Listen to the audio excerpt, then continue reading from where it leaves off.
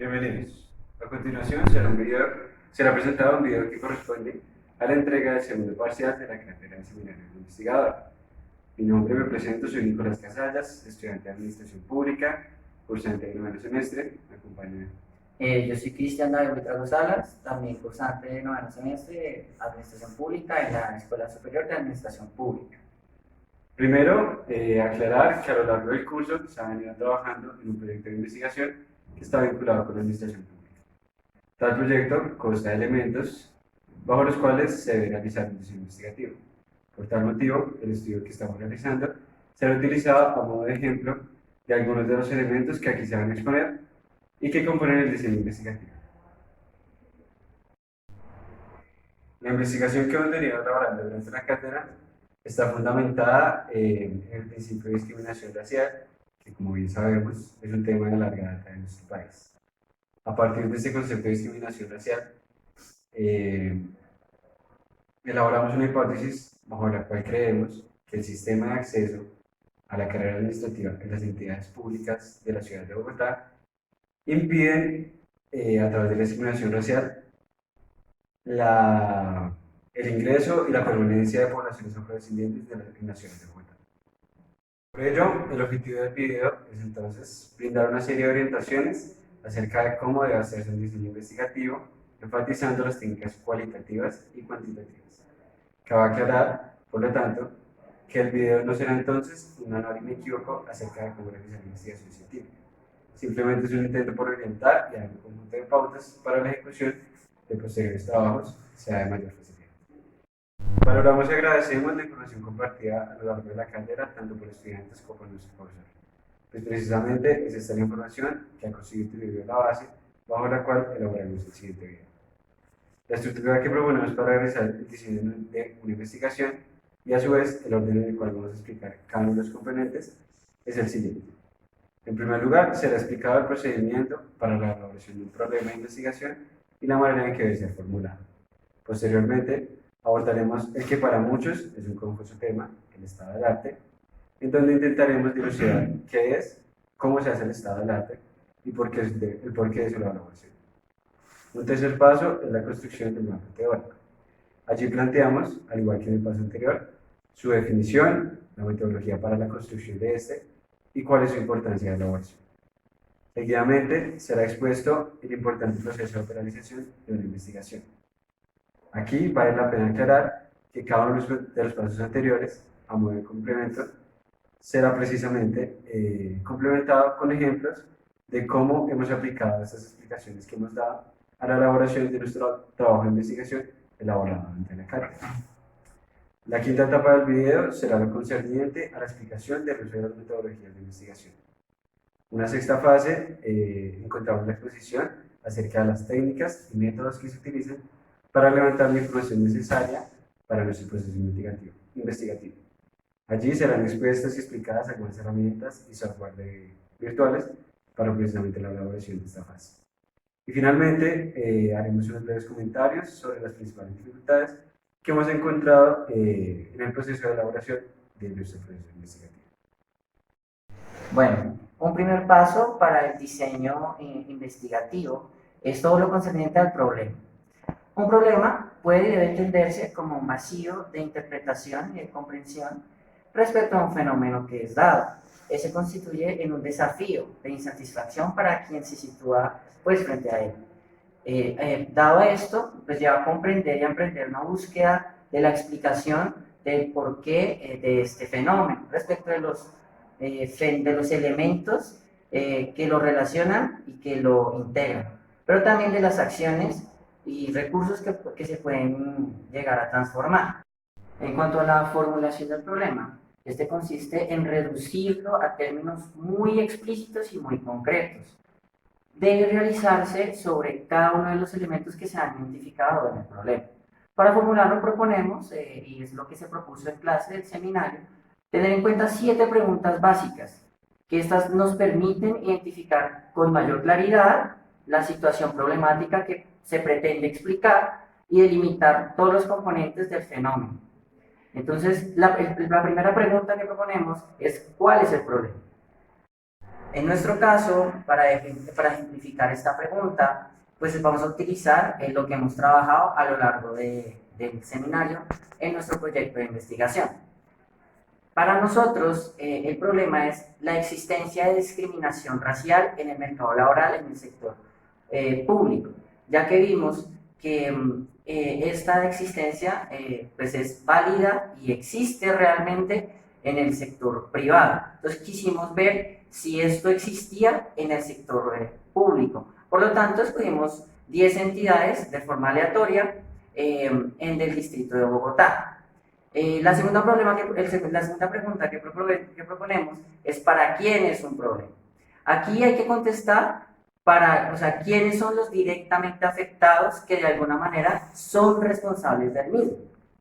En nuestro caso, a grandes rasgos podemos decir que es un problema para el Estado, pues este es quien tiene la responsabilidad de garantizar el derecho al trabajo de toda la población sin distinguir características particulares como es el fenotipo racial. La tercera pregunta es responder cuál es la magnitud del problema.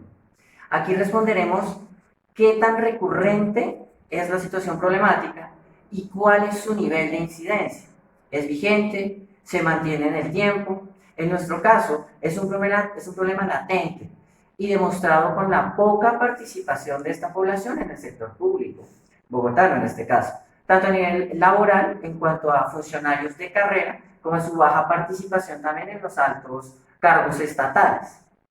La cuarta pregunta es ¿dónde se presenta el problema? Aquí hay que pues, ubicar el espacio geográfico en el cual se desarrolla el fenómeno a explicar.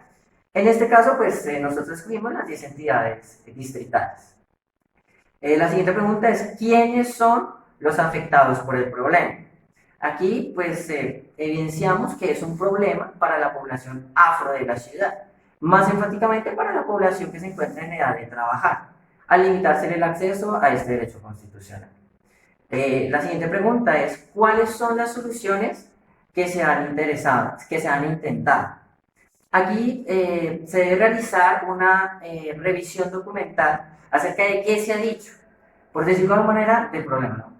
Enfáticamente, qué se ha planteado como posible solución, lo cual de alguna manera justificaría la existencia y daría veracidad al problema. En nuestro caso, encontramos que en el 2014 se propuso un proyecto de ley, que desafortunadamente no salió, que pretendía que al menos el 15% de las personas pertenecientes a alguna comunidad negra llegara a cargos de alto nivel en el Estado. La última pregunta es poder evidenciar cuáles explicaciones se han generado. Aquí pues encontramos cuáles son las razones que se le han atribuido a la existencia del problema. Para nuestro caso, se puede explicar desde dos orillas. La primera es desde la débil y escasa formación académica en esta población, lo cual reduce sus opciones para obtener un cargo por medio de un concurso de méritos. O también la otra mirada es desde unas prácticas discriminatorias, bien sea por parte de los entes encargados de realizar estos concursos o por las prácticas históricas socioculturales que les han impedido precisamente acceder a unos niveles educativos superiores. Entramos al segundo punto entonces. Primero, ¿qué es el estado del arte? El estado del arte consiste en la búsqueda y revisión de las investigaciones realizadas sobre el mismo problema o problemas en el contexto local, regional, nacional e internacional. Con esto claro, pasamos entonces a la metodología y a cómo se debe levantar un estado del arte. Al igual que en la construcción del marco teórico, que posteriormente será explicada, la construcción del estado del arte se desarrolla en dos fases. Primero, una fase heurística, que consiste, como bien ya lo dije, en la búsqueda y recopilación de las fuentes de información. Y posteriormente, una fase analítica. Allí se realizará el análisis, interpretación, clasificación y selección de los aspectos fundamentales del conocimiento que se ha acumulado relacionado respecto al problema que se pretende investigar. Con esto claro, es entonces importante precisamente señalar por qué se debe levantar un estado del arte. Este se debe levantar con el fin de constituir un panorama global que permita saber en qué estado se encuentran los estudios o investigaciones en un campo o tema determinado, para en nuestro caso, la discriminación de la población afrodescendiente, y como igualmente que permitan juzgarnos cuáles son los posibles vacíos, las innovaciones y las agendas que se tienen para solucionar o intentos de solución sobre este problema. En nuestro caso, para ejemplificar precisamente, encontramos primero un documento base que sirvió como guía para la posterior evaluación de todo el estado del arte. Este documento guía es el COMPES 3660 de 2010. Allí se señalan las principales dificultades que han imposibilitado la concurrencia igualitaria de las personas afrodescendientes a nivel nacional en los empleos públicos del país. Con esto claro, fueron encontradas un conjunto de investigaciones que permitieron visibilizar cada uno de los problemas suscitados en este COMPES. Así, fue posible precisamente identificar un panorama global que permite conocer el estado en el que se encuentran los estudios e investigaciones sobre la situación de la población afrocolombiana en el mercado laboral. Bueno, el marco teórico, o también llamado marco de referencia, resulta como la base conceptual buscando referencias bibliográficas que ya existen de la teoría para saber qué necesita la investigación. Es la primera gran etapa de un proceso investigativo y es la que impregna todo el diseño, tanto en estrategias teórico-metodológicas, cuantitativas como cualitativas. Constituye también un conjunto de conceptos teóricos y metodológicos que el investigador asume como un sistema de creencias básicas que determinan el modo de orientarse y de mirar la realidad. Consiste igualmente en la búsqueda, revisión, análisis de la literatura sobre las teorías o los enfoques teóricos que se consideren que son válidos y pertinentes para el desarrollo de la investigación. Ahora bien, ¿cómo se construye? ¿Cómo se hace? El marco teórico se construye a partir de los resultados de la revisión de la literatura, como ya dijimos. Si existe una teoría sólida y con capacidad de describir, de explicar, de poder predecir el fenómeno de una manera teórica, lógica, consistente. Y además que es reconocida por la comunidad científica o disciplinar. También se debe construir y estructurar el marco teórico a partir de la teoría escogida. Si encontramos que la teoría está desarrollada y consolidada, la construcción del marco teórico consistirá en explicar la teoría, ya sea digamos, proposiciones por proposiciones, con sus elementos principales, o también cronológicamente para mostrar cómo ha evolucionado en el tiempo esta teoría.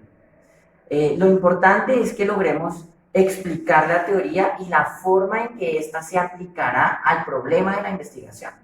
Se sugiere pues, que la construcción del marco se centre en el problema de investigación, para no divagar en temas y en otros aspectos que son paralelos. Un buen marco teórico que esté bien elaborado es el que trata con profundidad únicamente los aspectos que se relacionan con el problema y que logra de una manera lógica, de una manera coherente, relacionar los conceptos y las proposiciones que existen en las investigaciones que se hicieron anteriormente. Ahora, ¿cuál es la importancia? ¿Por qué hacer un marco teórico? Este permite darle un sustento científico a la investigación que se está realizando. Le da un lugar dentro de alguna teoría que sea reconocida. Le brinda también una coherencia y le da legitimidad a nuestro proceso investigativo. También nos permite identificar, esto es clave, los conceptos más importantes, los conceptos que van a ser la base para el problema de investigación, con los cuales podremos realizar el siguiente paso, que es la operacionalización. Un ejemplo, entonces en nuestro caso, nosotros hicimos un recorrido y un análisis sobre un grupo de investigaciones y de estudios examinados que permitieron abordar el problema a través de un conjunto de conceptos que a nuestro parecer engloban la totalidad del fenómeno que vamos a investigar, a indagar. Estos conceptos fueron la discriminación, los racismos, los tipos de discriminación, la laboral, la racial, la estadística, institucional, la estructural, también conceptos como igualdad racial, como democracia racial y acciones afirmativas o también llamadas discriminación positiva. Llegamos a la cuarta etapa de nuestro diseño investigativo. Aquí entramos en la fase de operacionalización. Para ser sucintos, ¿qué es operacionalizar entonces? La fase de operacionalización consiste en la asignación de una unidad de análisis a cada uno de los conceptos vinculados en la pregunta de investigación. ¿Por qué se operacionaliza con la definición clara?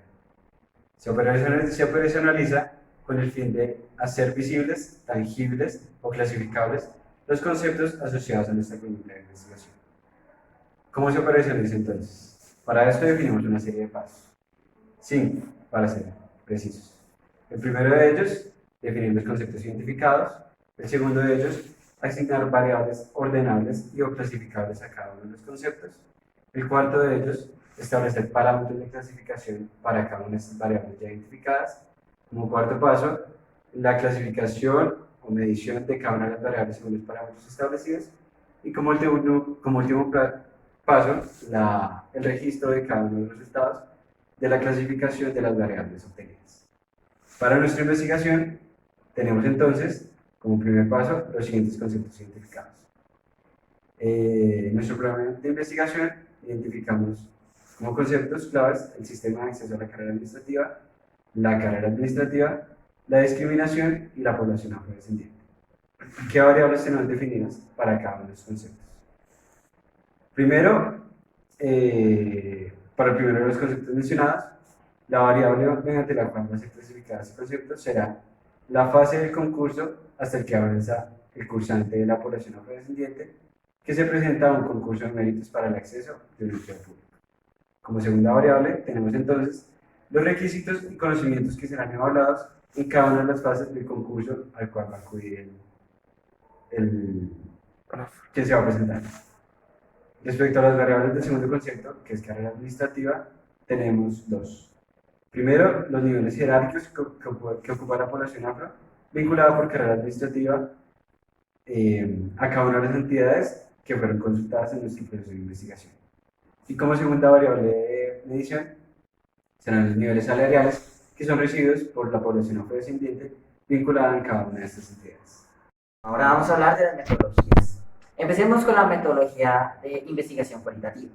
El análisis cualitativo es inductivo. Esto implica que utilizan la recolección de datos para afinar preguntas de investigación o para revelar nuevos interrogantes en el proceso de interpretación. Suele partir de una pregunta de investigación, que ésta debe formularse en concordancia con la metodología que se pretende utilizar. La investigación cualitativa considera que la realidad se modifica constantemente y que el investigador, al interpretar esta realidad, obtendrá unos resultados que son subjetivos. La investigación cualitativa también se realiza a través de diferentes tipos de datos, tales como entrevistas, observación, documentos, imágenes, audios, etc. Hablemos de la investigación cuantitativa. Esta considera que el conocimiento debe ser objetivo y que este se genera a partir de un proceso que es deductivo, en el que a través de una medición numérica y un análisis estadístico inferencial se prueba una hipótesis que está previamente formulada. Este enfoque comúnmente se asocia con prácticas y con normas de las ciencias naturales, del positivismo. Ahora vamos con la investigación mixta, que es, digamos, lo que está ahorita como en auge, aunque ha sido objeto de polémica. Teniendo en cuenta, esta tiene en cuenta los dos tipos de metodología expuestos. Para nuestro caso, hemos utilizado herramientas y métodos de ambos tipos de investigación. Es decir, nos situamos y validamos la importancia de la metodología mixta, ya que esta integra ambos enfoques. Y esto pues argumenta que al probar una teoría a través de dos métodos pueden obtenerse unos resultados que son más confiables. Llegamos a la sexta etapa de nuestro diseño investigativo. Esta etapa entraremos a explicar los métodos y técnicas para levantar información en nuestro proceso de investigación. Existen múltiples técnicas y métodos tanto para levantar la información pertinente como para adentrarnos dentro del fenómeno de interés que estamos investigando. Tenemos métodos que se acercan más a investigaciones de tipo cualitativo, como la etnografía, la observación participante, las entrevistas, entre otras, y otras técnicas que están orientadas hacia el enfoque cuantitativo, como las encuestas y los estudios de caso. Para cada uno de estos métodos y técnicas existen herramientas tecnológicas y software especializados que nos permiten mejorar la clasificación y codificación de estos datos obtenidos dentro del proceso. Software de manejo de bases como datos, como lo son el Excel y el software de SPSS, y otro tipo de software como AtlasT que están orientados a permitirnos una mejor manipulación y clasificación de información de tipo cualitativo.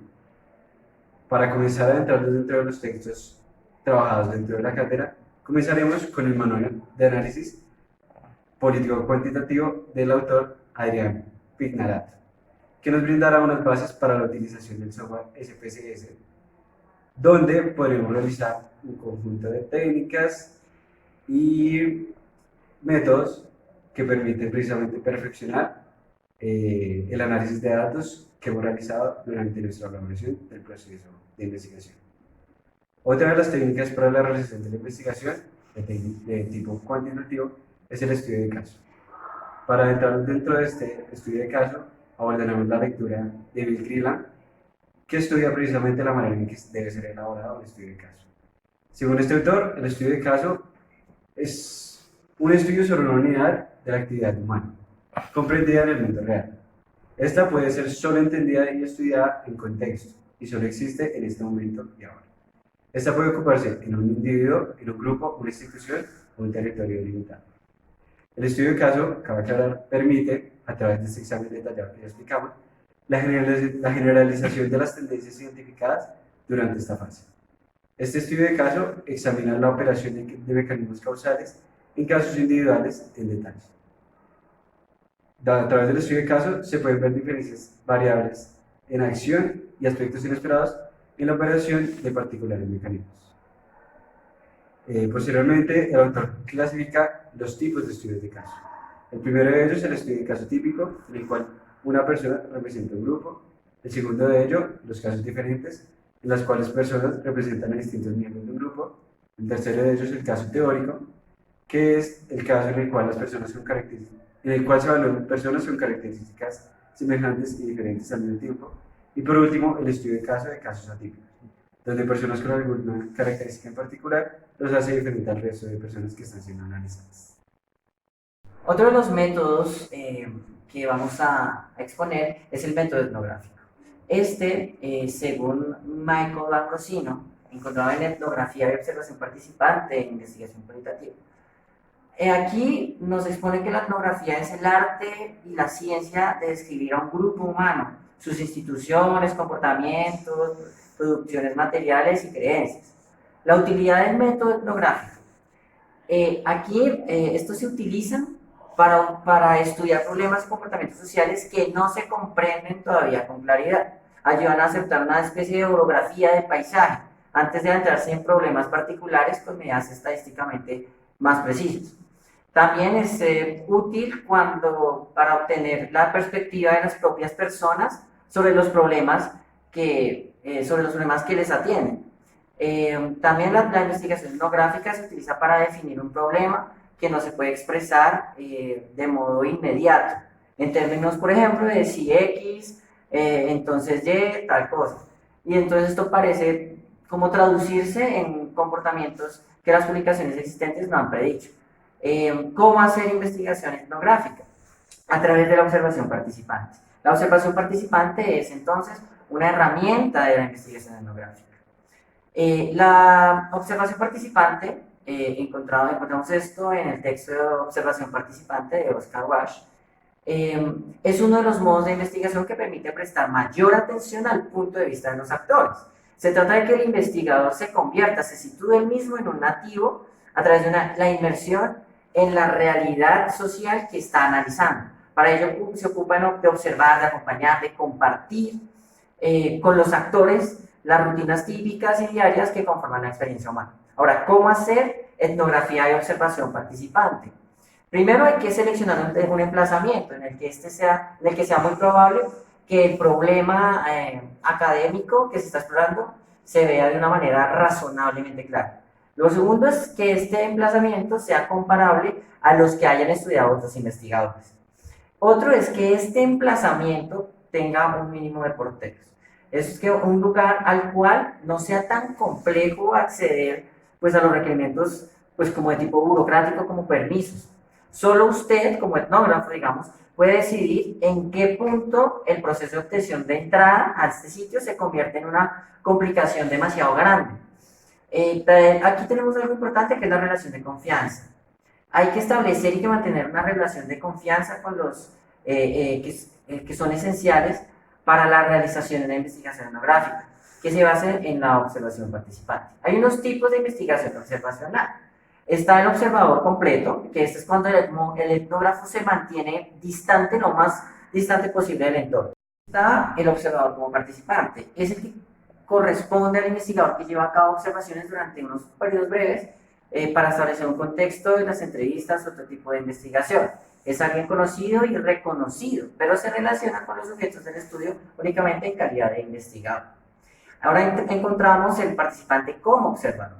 Este se integra de manera mucho más plena a la vida del grupo que estudia y está muchísimo más comprometido con las personas. Es un amigo como un investigador también neutral. Tenemos también el participante completo. Este se funde en todo, de lleno en el entorno y se implica por entero con las personas y sus actividades. También existen unos roles en función de la pertenencia.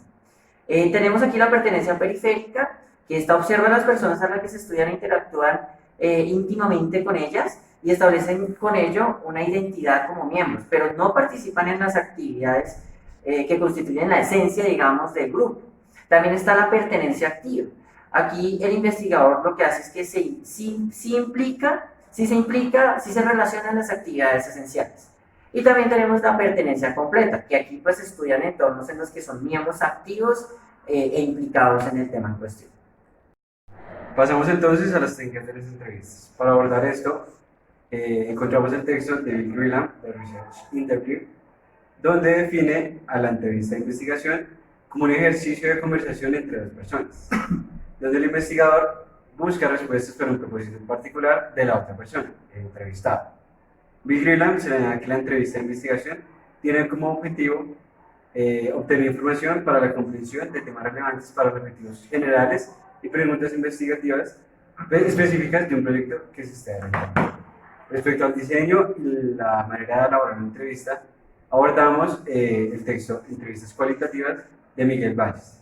Allí este expone un conjunto de pautas, guías, metodologías, etc., para la manera en que se orientan las decisiones de diseño que permitan conseguir una entrevista efectiva para los objetivos de una investigación. Primero, encontramos entonces la necesidad de traducir las cuestiones de investigación en preguntas o asuntos de conversación con mayor o menor estandarización o estructuración. Según esta primera pauta, Valles muestra una metodología para el diseño de entrevistas propuesta por Venga, un autor vinculado dentro de este texto. Esta metodología consiste, primero, en definir los objetivos de la pregunta o pregunta central de la investigación. Segundo, una traducción de cada pregunta central en 3 o 7 preguntas. Tercer paso, un desarrollo de conjuntos de preguntas de entrevistas o intervenciones de entrevista para que cada pregunta teórica, teniendo en cuenta la clase de entrevistado informante, pueda aludirse a una intervención de entrevista o diseño de la entrevista posterior. De manera seguida está entonces la fase de la selección de los entrevistados y preparación de la entrevista. Durante esta fase se propone un modelo propuesto por Raymond Gordon, quien sugiere la elaboración de 4 preguntas para poder diseñar una entrevista adecuada. La primera de estas preguntas es: ¿quién posee la información relevante para nuestra investigación? La segunda pregunta son: ¿quiénes son más accesibles física y socialmente? La tercera pregunta es: ¿quiénes están más dispuestos a informar entre los informados y los accesibles? Y por último, ¿quiénes son más capaces de comunicar la información que nosotros precisamos para la elaboración de la investigación? Respecto a las tipologías de investigación, encontramos entonces 3. La entrevista informal o no estructurada. Como segunda, la entrevista semiestructurada, la cual suele ser entrevistas de profundidad, de carácter cualitativo, donde se expresan y se da curso a las maneras de pensar y sentir de los sujetos entrevistados. Y por último, la entrevista estructurada, la cual es aquella entrevista donde se conocen las preguntas y las respuestas. Estas deben estar redactadas, quedándole al sujeto encuestado solo la tarea de escoger la opción que está dentro de estas preguntas y respuestas ya redactadas. Tenemos herramientas tecnológicas, software que nos permiten tener un mejor manejo de la información recolectada. Tal es el caso de programas como AtlasT, el cual aporta un conjunto de herramientas para análisis cualitativo de grandes cuerpos de datos textuales, gráficos y de video. Esto nos permite organizar, reagrupar y gestionar nuestro material de manera creativa. Ahora bien, dentro de nuestro campo de formación como administradores públicos, vale la pena hacer énfasis en el contenido del texto Guía para la evaluación de programas y políticas públicas. Lo anterior nos brinda herramientas en dos sentidos. Primero, para ejecutar y saber cómo se hace la evaluación de una política pública. Al respecto, el texto señala que una función de la evaluación de políticas públicas es brindar información sobre las intervenciones públicas. A su vez, expone que existen tres tipos de evaluación. La evaluación de implementación, que busca responder si se están consiguiendo los resultados previstos y si son adecuados los componentes de la investigación. El segundo tipo de evaluación es la evaluación de resultados, la cual busca responder si se están alcanzando o no los objetivos planeados.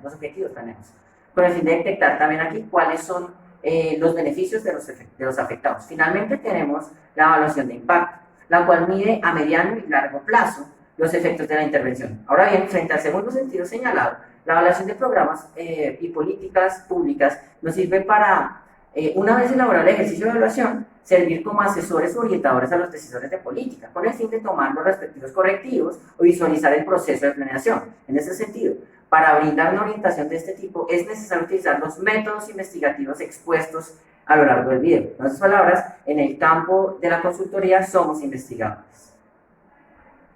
Para finalizar, entonces presentaremos las dificultades que hemos presentado en el desarrollo de nuestro proceso investigativo. Queda claro, con todo lo que hemos expuesto, que el proceso investigativo requiere un importante esfuerzo personal, de un nivel de compromiso, disciplina y dedicación para poder realizar cada una de las etapas del proceso de la mejor manera posible.